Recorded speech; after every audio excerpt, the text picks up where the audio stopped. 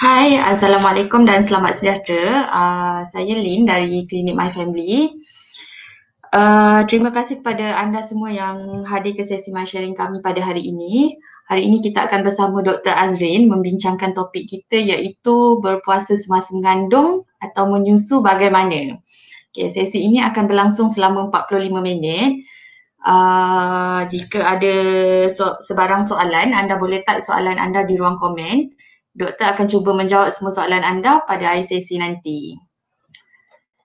Okey, doktor kita pun dah ready. So, jom kita terus live bersama Dr. Azrin.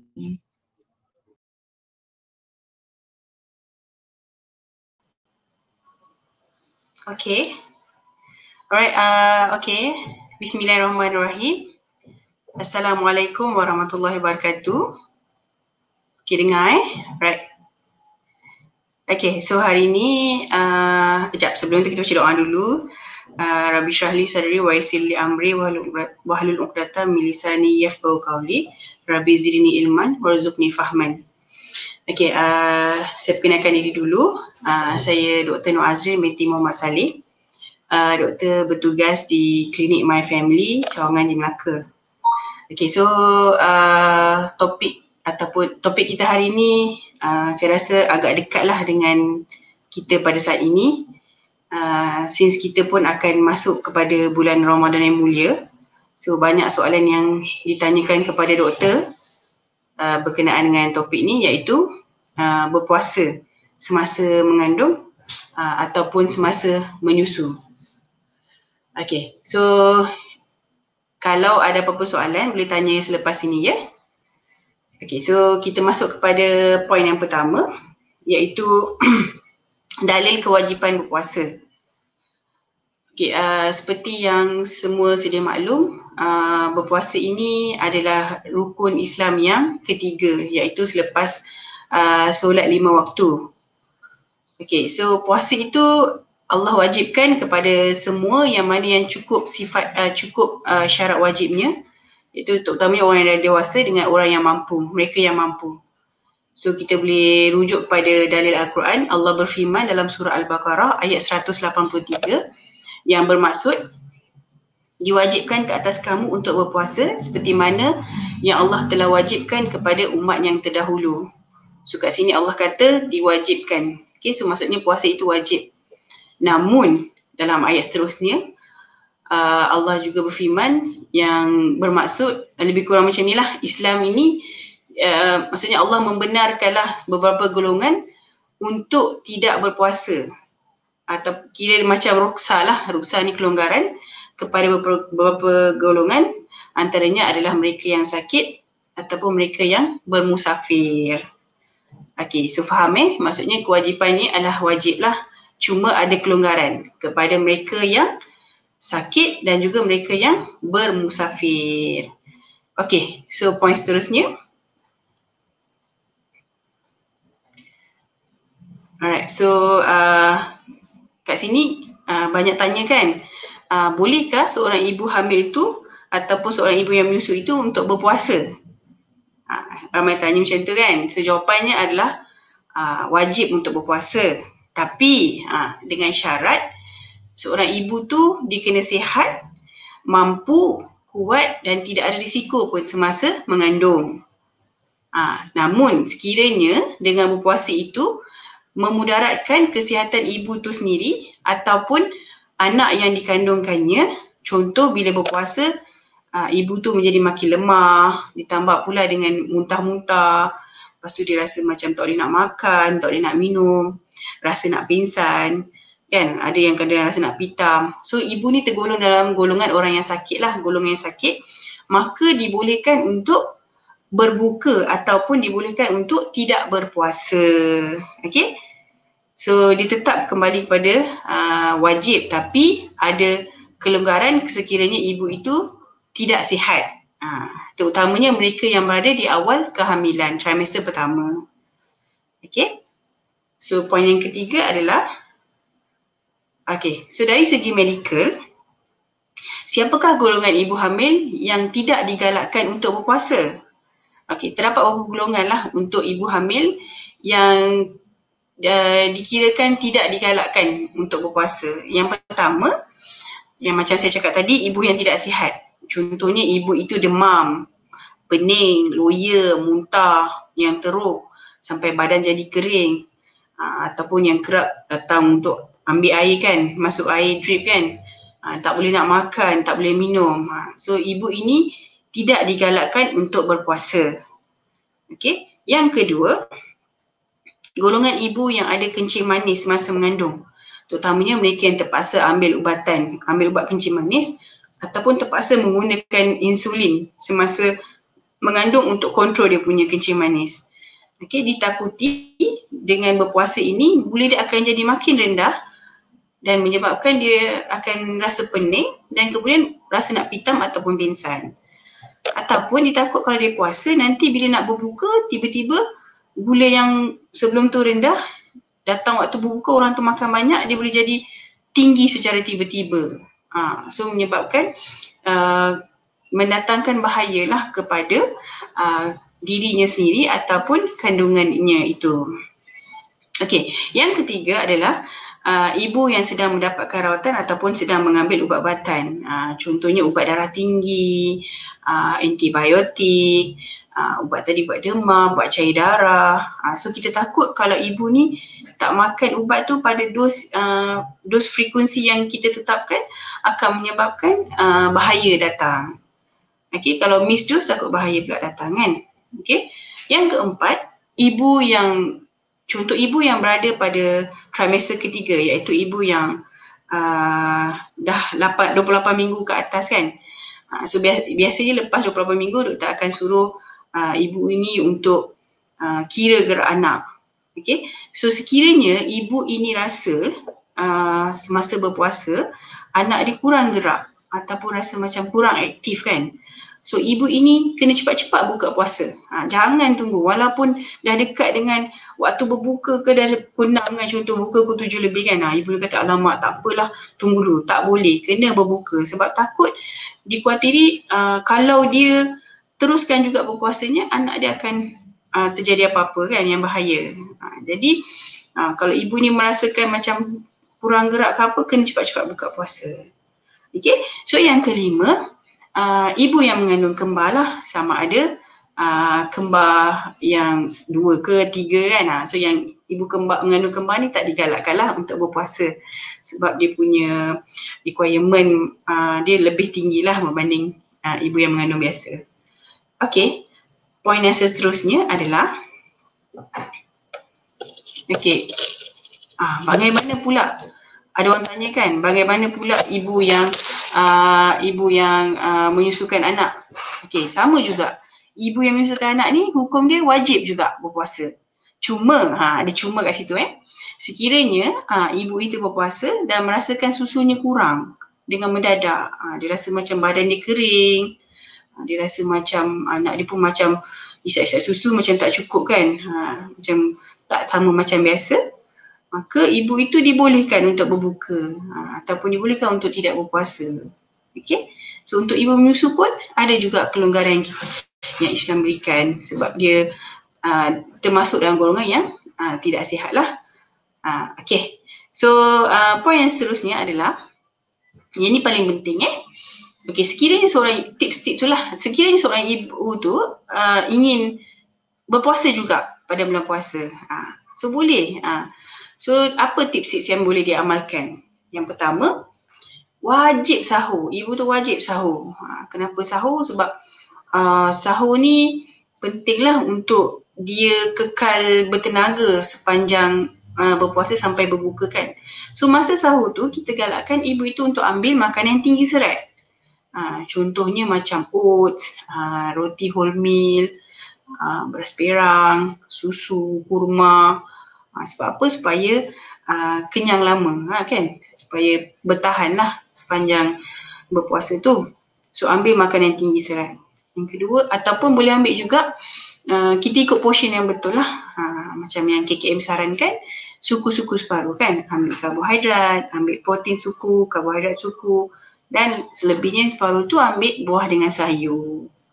So cukuplah dia punya nutrien untuk seharian tu. Okay, so wajib sahur. Yang kedua, air kan. Kena minum banyak air. Ni terutamanya air masak lah, air kosong. So orang tanya, nak minum berapa banyak satu hari? So yang kita galakkan adalah minimum sebanyak 2 liter sehari. Ataupun senang 8 gelas lah sehari. So macam mana nak tahu kita minum banyak ke tidak? So mungkin boleh cuba tips ni, iaitu masa berbuka tu try minum 2 gelas air. Sebelum berterawih try minum 1 gelas air. Selepas berterawih try minum 1 gelas air. Sebelum tidur minum 2 gelas air. Dan semasa sahur minum lagi 2 gelas. So cukuplah 8 gelas sehari. Okay. So ini minimum. Kalau boleh minum lebih lagi bagus. Okay.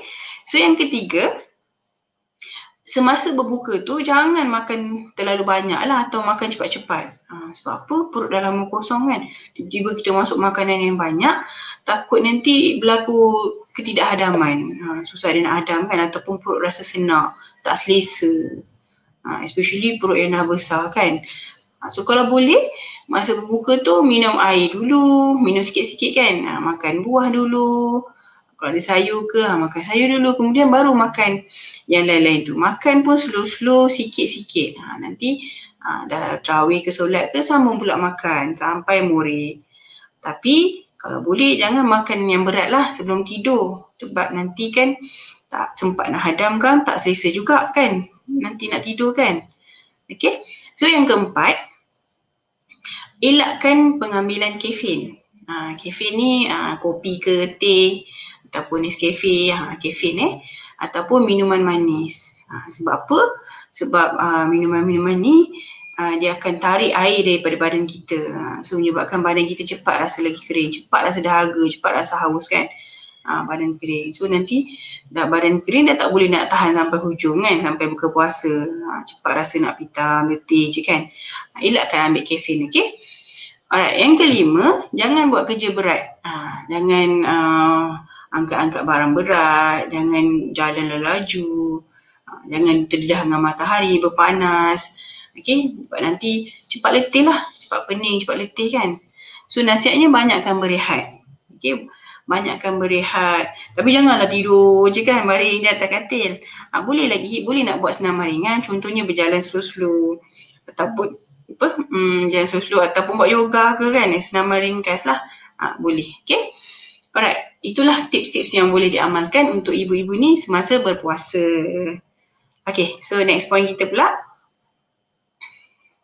Okay, what's next? Okay, so sekarang kita dah tahulah kewajipan berpuasa. Okay, so hukum dia wajib tapi ada kelonggaran yang diberikan. Okay, so dah tahu dah siapa yang tidak digalakkan puasa, tips-tips yang boleh berpuasa semua kan.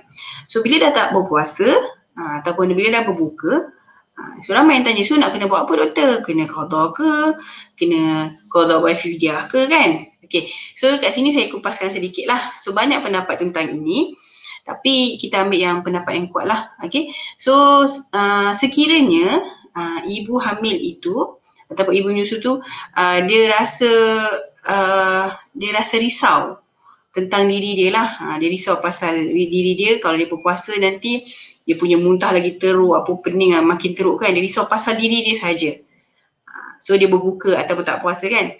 So ibu ini kena qada sahaja puasanya. Bila dia dah sihat nanti. Bila dah sihat nanti dia kena qada sajalah.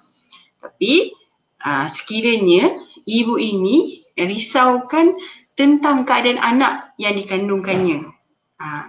Dia risau, contoh doktor kata kan, anak dia punya tumbesaran terganggu ke kan, saiz tak okey ke, berat tak okey ke kan. So dia risau pasal anak dia. So dia risau kalau dia puasa nanti anak dia pun tak dapat nutrien semua kan. So dia risau pasal anak, ibu ni dia kena qada dan juga bayar fidyah. Bila nanti dia dah sihat lah. So ada dua, qada dan juga bayar fidyah. Okay, so faham kalau risau pasal diri sendiri hanya qada saja. Kalau risau pasal anak yang dikandungkannya, qada dan juga bayar fidyah. Okay, alright. So kesimpulannya.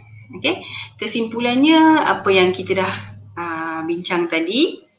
Okay, yang paling penting adalah kenali diri masing-masing, kenali diri sendiri, buat assessment kat diri sendiri.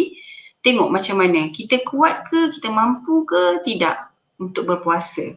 Kalau rasa kuat, rasa mampu, rasa boleh kekal bertenaga, rasa boleh function lah sepanjang kita berpuasa dan tak ada masalah pada diri sendiri dan anak, so go on, puasalah. Okay, puasa.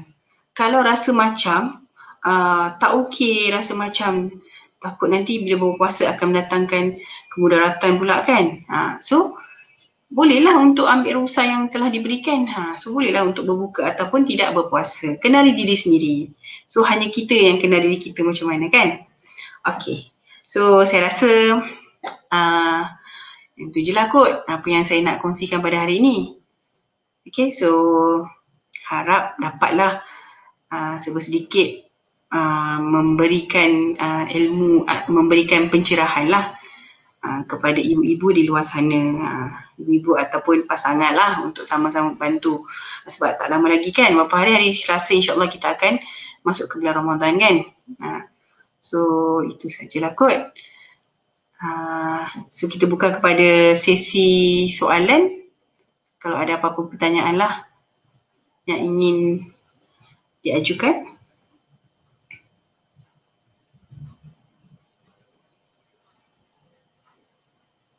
Adakah?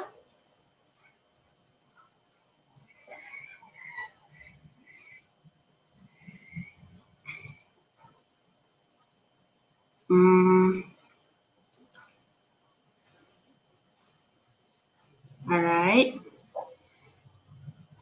So kalau tak ada, okay lah, good lah. Okay.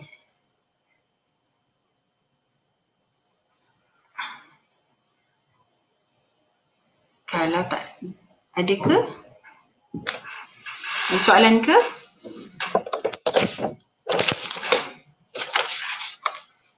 Ada soalan ke? Okay, kalau anak memang pasif gerakan macam mana doktor? Dia gerak je, cuma kick tak terlalu kuat.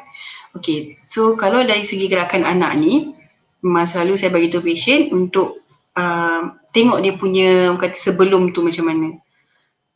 Ibu tu yang kenal pasti. Kalau anak sebelum kira macam start 28 minggu ke sebelum tu kan, memang anak dia gerak macam tu. Dan dia berpuasa pun memang gerak macam tu. So okey lah. Dia kalau ada perubahan tu yang kita kena take note. Contoh sebelum berpuasa ke hari biasa dia okey, dia waktu ni dia gerak aktif, kalau kita makan dia gerak aktif semua kan. So tiba-tiba belum puasa dia macam slow kan. So macam ada perubahan lah. So yang ini kena cepat-cepat lah, kalau berpuasa cepat-cepat buka. So gerakan anak ni subjektif lah. Ibu tu sendiri yang rasakannya. Okay. Alright, so kadang ada yang terlalu kuat, so memang dia macam tu. Kadang ada yang biasa-biasa je. So ibu tu yang akan jawab, memang macam tu doktor, daripada sebelum tu pun macam tu. So sama je lah. Kalau ada perubahan je yang kita kena take note, okay? Alright, terima kasih Puan Nur Izian Cik Zani sebab bertanya. Okay.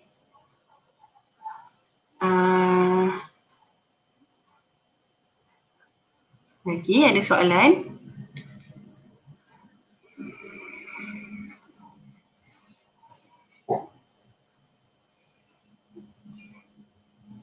Okay, kepada yang macam risau ke apa-apa, bolehlah jumpa doktor untuk tanya lebih lanjut. Sebab doktor yang akan buat penilaian lah terhadap ibu tu. Okay, lagi soalan. Salam doktor, boleh suggestkan jadual pemakanan yang sesuai semasa puasa? Okay, jadual pemakanan So macam yang saya bagi tahu tadi, sahur lah kan, sahur penting lah. Okay, sahur tu kalau boleh makan makanan yang tinggi serat. Contohnya, kadang kita duk makan nasi je kan. Nasi kadang-kadang pun bila makan nasi lepas tu dia rasa macam lemau sikit kadang-kadang. So kadang kita tukarlah pula. Boleh ambil oats ke campuran buah, campuran susu. Itu pun dah cukup dah. Ataupun boleh ambil nasi ke karbohidrat kan. Ataupun tukar karbohidrat lain, contoh bihun ke, apa lagi, spaghetti ke. Yang kalau boleh ambil yang whole meal pun lagi bagus lah. Whole meal sebab dia tinggi serat.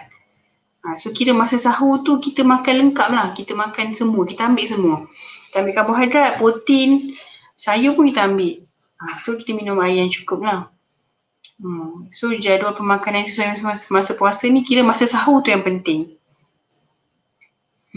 So elakkan ambil macam saya cakap tadi kafein, air manis lah semasa bersahur. So masa berbuka pun janganlah kita dah lapar sangat kan, ambil kuih macam-macam jenis lah kita akan makan kan. So kalau boleh berpada-pada, slow-slow masukkan minum air dulu, buah-buahan dulu bagi perut okey sikit, dan baru kita makan nasi sikit-sikit lah, jangan makan cepat-cepat. Sebab ibu mengandung ni dia punya perubahan pada badan kan, dia punya bahagian perut makin besar kan, jadi penghadaman pun jadi makin slow lah. So kalau makan terlalu banyak ataupun cepat dalam satu masa, takut nanti tak hadam, nanti dia rasa berangin ke apa kan. Yang itulah yang kita tak nak tu.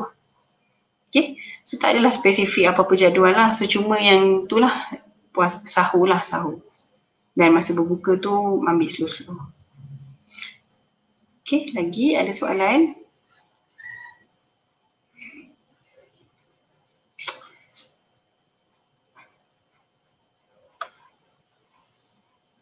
Okay, so dia basically kita kenal diri kita lah, kenal diri kita. Kalau rasa mampu, berbuka.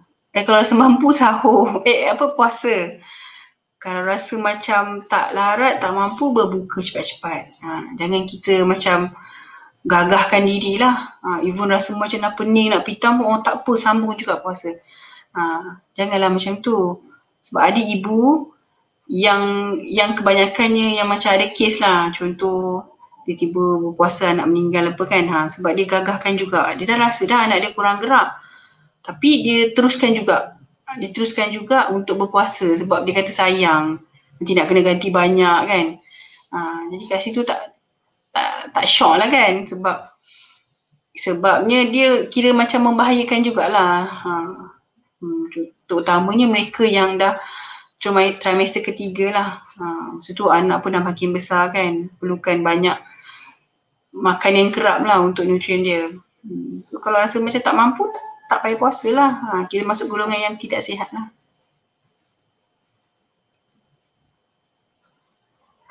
Doktor totally tak boleh ambil kafein atau ada hadnya ya doktor?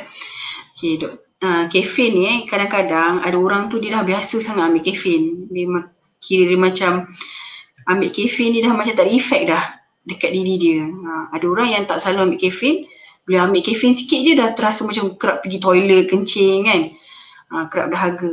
So subjektif jugalah. So secara generalnya kita kata kafein tu sendiri akan menyebabkan air dalam badan kita ditarik.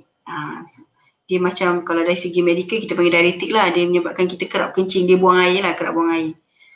Jadi nak kata tak boleh terus atau ada had tu susah sikit. Dia kira-kira secara generalnya lah.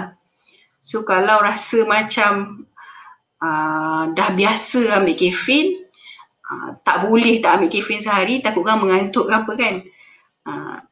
Mungkin boleh lah tapi sikit. Jangan sampai, dia aim kita jangan sampai badan kita jadi kering. Menyebabkan kita tak larat, menyebabkan kita pening lah, tak larat, tak boleh nak function. Macam tu. Kalau kita boleh mampu kekal bertenaga, okey je. Okay. Aim tu yang penting. Aim kita untuk kekal bertenaga sepanjang bulan puasa, sepanjang kita berpuasa. Okay.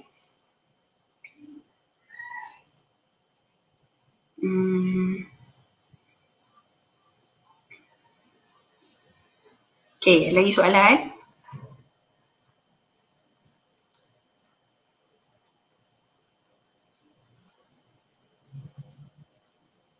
So untuk yang di awal kehamilan tu, kadang-kadang ada ibu yang memang tak ada masalah langsung. Tak ada pening, tak ada loya, tak ada muntah, elok macam biasa, boleh function. So okey lah dia boleh berpuasa. Kira dia mampulah, dia sihat. So bukan nak kata semua yang di awal kehamilan tak digalakkan puasa, bukan. Dia kalau ada simptom, ada masalah, tak digalakkan. Kalau ibu tu okey, tak ada loya, tak ada muntah, boleh function, go on lah, puasa lah.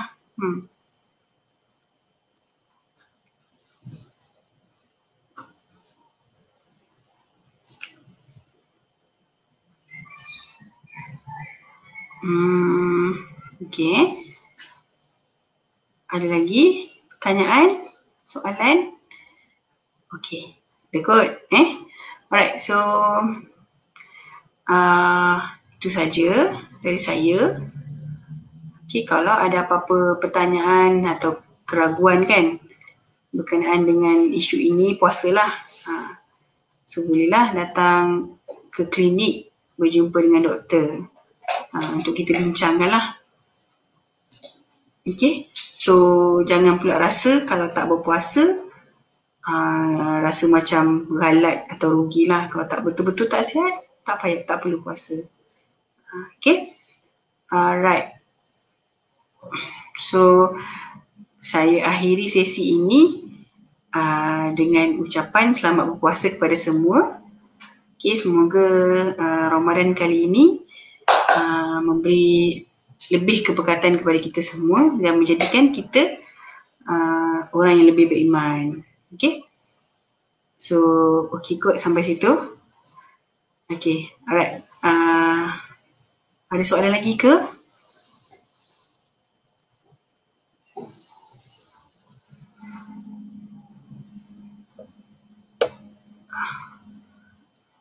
Ada soalan? Ada soalan Doktor, kalau usia kandungan 32 minggu boleh berpuasa ke? Emma Sofia tanya 32 minggu. Okay, dia termasuk dalam third trimester lah kan? Third trimester iaitu dah hujung lah, trimester yang hujung. 30 minggu ni dah start rasa lah gerakan anak. Kita macam dah attach lah dengan anak. Dah rasa dia bila dia tendang, bila dia tidur kan. Okay, macam yang saya cakap tadi, pokok pangkalnya adalah kalau ibu tu rasa dia kuat dan anak dia pun kuat. Anak dia pun macam biasa, sihat. Maksudnya sama, tendakan dia sama, tendangan dia sama, aktif dia sama kan. So kalau dia rasa, mungkin dia boleh cuba dulu untuk puasa. Mungkin macam dia tak ada muntah apa kan, dia rasa dia kuat, dia boleh cuba. Tapi tengok kalau dia dah start puasa tu, dia rasa letih ke anak dia macam, lain macam kan, kurang gerak ke, dia boleh berbuka. Sebab dia risaukan pasal anak dia kan. Boleh lah. So nak kata boleh tak boleh ni, ibu tu sendiri kena cuba dulu. Kalau rasa betul-betul tak kuat, tak larat, tak payahlah puasa. Macam tu. Dia tak ada macam, tak ada apa nak kata jawapan yang strict lah. Dia subjektif. Tu saya kata ayat saya tadi last, kesimpulan dia adalah kenali diri kita. Kita sendiri yang kenal diri kita kan. Kita sendiri yang rasa benda tu. Okay, lagi ada soalan ke? Okay, so terima kasih kepada semua yang mendengar. Diharapkan dengan perkongsian ni kita menjadi lebih yakin untuk buat suatu ibadah tu lah. Okay, selamat berpuasa saya ucapkan dan itu saja. Okay, saya akhiri dengan Assalamualaikum warahmatullahi wabarakatuh.